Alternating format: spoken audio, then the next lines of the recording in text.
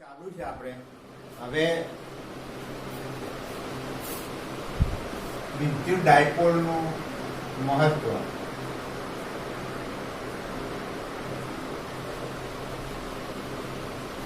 વિદ્યુત ડાયપોલનું મહત્વ એને ટૂંકમાં આપણે આ રીતે સમજાવવાનું કે અણુઓના બે પ્રકાર છે.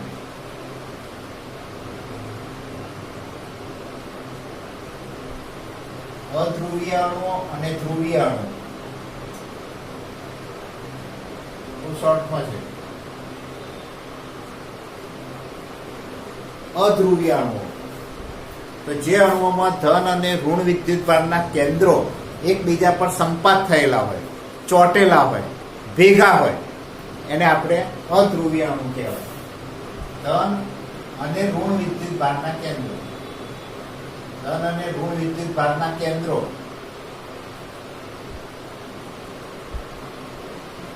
એકબીજા પર સંપાત થયેલા હોય,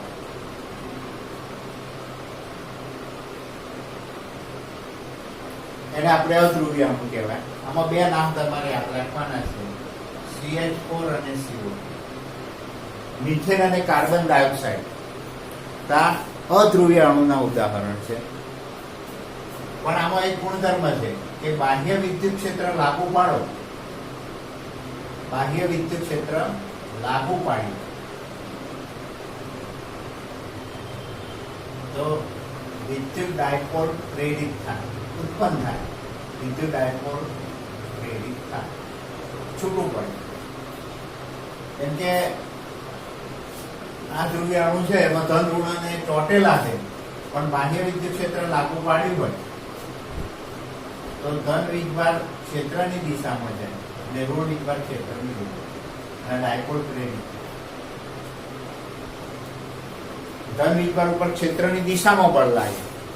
વિદ્યુત ક્ષેત્ર ધારો કે આ દિશામાં, આમાં ધન વીજભાર ક્ષેત્રની દિશામાં બળ કરે, ઋણ વીજભાર ક્ષેત્રની વિરુદ્ધ, અને ડાયપોલ પ્રેરિત થાય.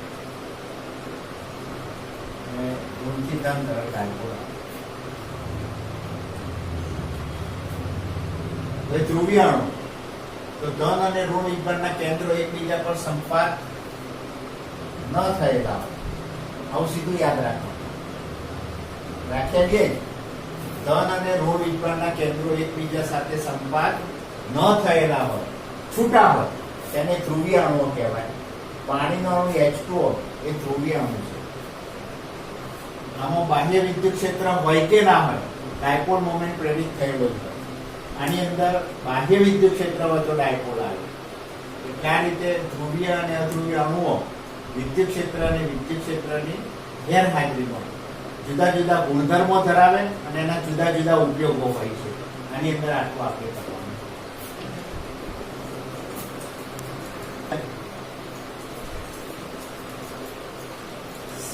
સમાન બાહ્ય વિદ્યુત ક્ષેત્રમાં વિદ્યુત ડાયપોલ એ મૂકવામાં આવે તો શું થાય? સમાન બાહ્ય વિદ્યુત ક્ષેત્રમાં, સમાન બાહ્ય વિદ્યુત ક્ષેત્રમાં વિદ્યુત ડાયપોલ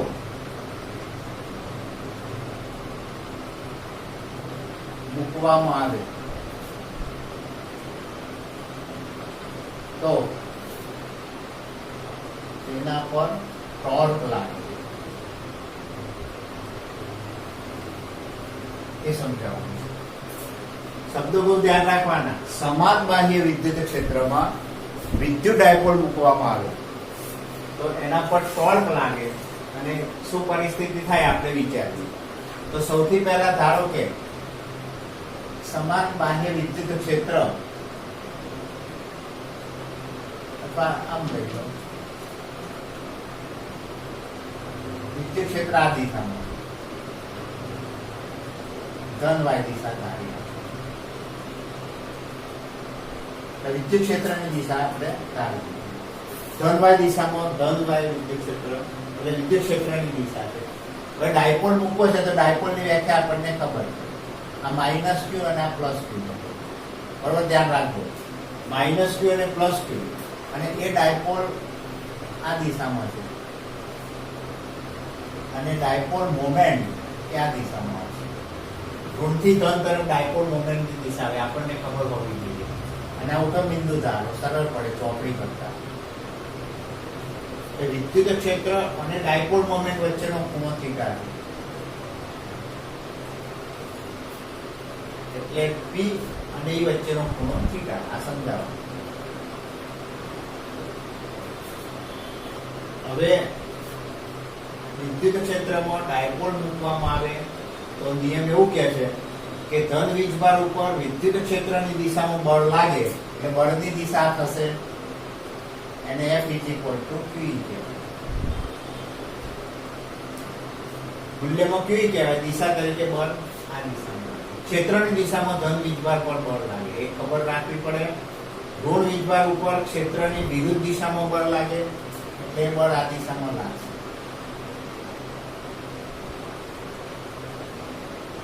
બળના મૂલ્યો સરખા છે, દિશા વિરુદ્ધ છે અને એક રેખસ્થ કરીએ તો પરિણામી બળ શૂન્ય થાય. બરોબર ધ્યાન રાખવાનું. પરિણામી બળ શૂન્ય થાય.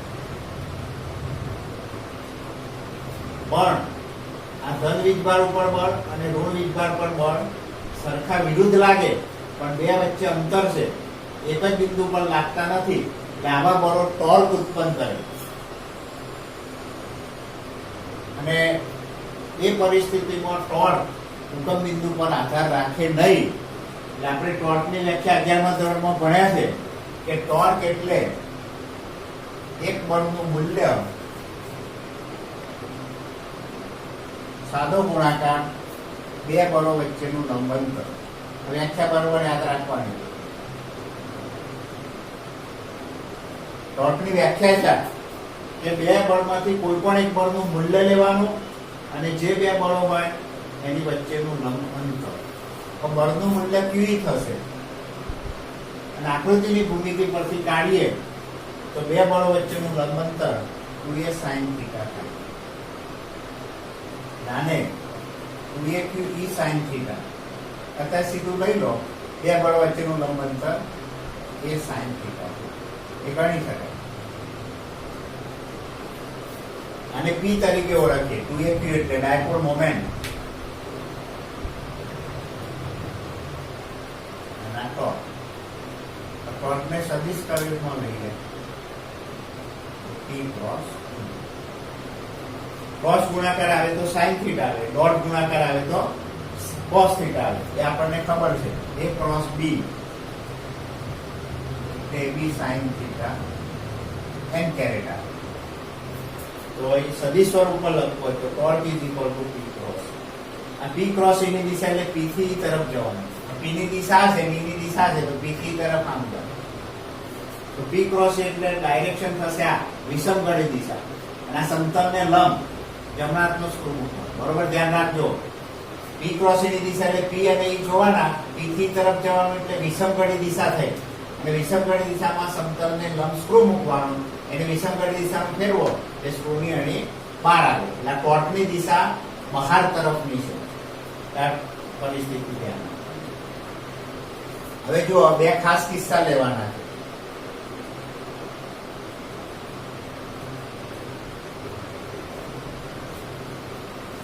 બાહ્ય વિદ્યુત ક્ષેત્રમાં ડાયપોલ મૂકો તો ડાયપોલ પર ટોર્ક લાગે. ટોર્કને કારણે ડાયપોલનું ભ્રમણ થાય અને એ ભ્રમણ થતા થતા ડાયપોલ વિદ્યુત ક્ષેત્રને સમાંતર બની જાય. એક વ્યાખ્યા તો ડાયપોલ વિદ્યુત ક્ષેત્રને સમાંતર હોય. ધારો કે વિદ્યુત ક્ષેત્ર આ દિશામાં છે અને ડાયપોલ આપણે આ રીતે લઈએ એટલે ડાયપોલ મોમેન્ટ પણ આ રીતે. તો વિદ્યુત ક્ષેત્ર E હોય અને ડાયપોલ મોમેન્ટ P હોય તો P અને E સમાંતર બને તો ટોર્ક 0 થઈ જાય અને પૂર્ણ 0 બની જાય. sin 0 0 sin θ = sin 0 એટલે ટોર્ક શૂન્ય બનવાનું કારણ છે. પણ બળ અસમાન હોય, વિદ્યુત ક્ષેત્ર અસમાન હોય. આ વધતું વિદ્યુત ક્ષેત્ર છે વધતી દિશામાં. આ દિશામાં વિદ્યુત ક્ષેત્ર વધે છે તો ધન વીજભાર ઉપર ક્ષેત્રની દિશામાં બળ લાગે વધારે હોય કારણ કે ક્ષેત્ર વધારે છે અને આ ક્ષેત્ર ઓછું છે એટલે ઋણ વીજભાર પર ક્ષેત્રની વિરુદ્ધ ઓછું લાગે. બરોબર, ધ્યાન રાખવાનું. વધતા વિદ્યુત ક્ષેત્રમાં છે તો આમ છે તો વિદ્યુત ક્ષેત્ર વધે છે એટલે ઓછું વિદ્યુત ક્ષેત્ર એ વધારે. ધન વિભાગ પર ક્ષેત્રની દિશામાં બળ લાગે અને ઋણ ઉપર ક્ષેત્રની વિરુદ્ધ. આ બળ મોટું છે, આ બળ નાનું છે એટલે પરિણામી બળ આમ લાગશે. પરિણામી બળ ધ્યાન આપવાનું. પરિણામી બળ વિદ્યુત ક્ષેત્રની વધતી દિશામાં લાગે. હવે બીજો કિસ્સો લઈએ, થીટા 180 લઈએ એટલે વિદ્યુત ક્ષેત્ર તો વધતી દિશામાં જ છે, જુઓ બરોબર, ધ્યાન રાખજો. અને હવે ડાયપોલ મોમેન્ટ વિરુદ્ધ દિશામાં લીધો એટલે હવે માઇનસ ક્યુ આ બાજુ લેવો પડે, પ્લસ ક્યુ આ બાજુ. ડાયપોલ મોમેન્ટ આ દિશામાં. ડાયપોલ મોમેન્ટ હંમેશા ઋણથી ધન તરફ હોય. તમે ઋણ અને ધન કેવી રીતે લીધા એના પર આધાર રાખે. આ પરિસ્થિતિ વિરુદ્ધ છે, જુઓ એ પ્લસ ક્યુ છે, માઇનસ છે. તો ડાયપોલ મોમેન્ટ વિરુદ્ધ દિશામાં, ખૂણો 180, ટોર્કનું મૂલ્ય 0, થીટા 180, સાઈન 180 0. એટલે ટોર્ક 0 છે પણ બળ કેવું લાગશે જુઓ. હવે અહીં વધારે વિદ્યુત ક્ષેત્ર છે ને અહીં ઓછું છે. વધારે વિદ્યુત ક્ષેત્ર આ બાજુ છે એટલે વિરુદ્ધ દિશામાં, એટલે આમ બતાવવાનું. આ વધારે બળ અહીં લાગે માઇનસ પી,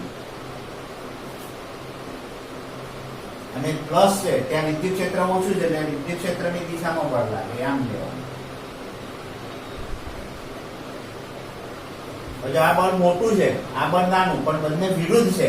આ બળમાંથી આ બાદ થઈ જાય પછી પરિણામી અસર આમ આવે એટલે પરિણામી બળ આ દિશામાં લાગે.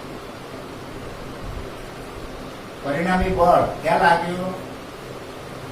જો વધતા વિદ્યુત ક્ષેત્રની વિરુદ્ધ દિશામાં. આવી રીતે આ પ્રતિ સમાંતર છે એવું કહેવાનું. એટલે ડાયપોલ ને વિદ્યુત ક્ષેત્રમાં મૂકો તો ડાયપોલ પર ટોર્ક લાગે, ટોર્કને કારણે ડાયપોલનું ભ્રમણ થાય અને વિદ્યુત ક્ષેત્રને સમાંતર બને તો ટોર્ક શૂન્ય થાય. આ સમતોલન સ્થિતિ થઈ ગઈ, સ્થાયી સ્થિતિ. વિદ્યુત ક્ષેત્રની વિરુદ્ધ દિશામાં હોય તો પણ ટોર્ક 0 થાય. તો વધતા વિદ્યુત ક્ષેત્રની દિશામાં ડાયપોલ હોય તો પરિણામી બળ વધતા વિદ્યુત ક્ષેત્રમાં લાગે. પ્રતિ સમાંતર મૂકો, 180 ના ખૂણે મૂકો, વિરુદ્ધ દિશામાં મૂકો તો પરિણામી બળ બાહ્ય વિદ્યુત ક્ષેત્રની વિરુદ્ધ દિશામાં લાગે. આટલા ટોપિક આવે.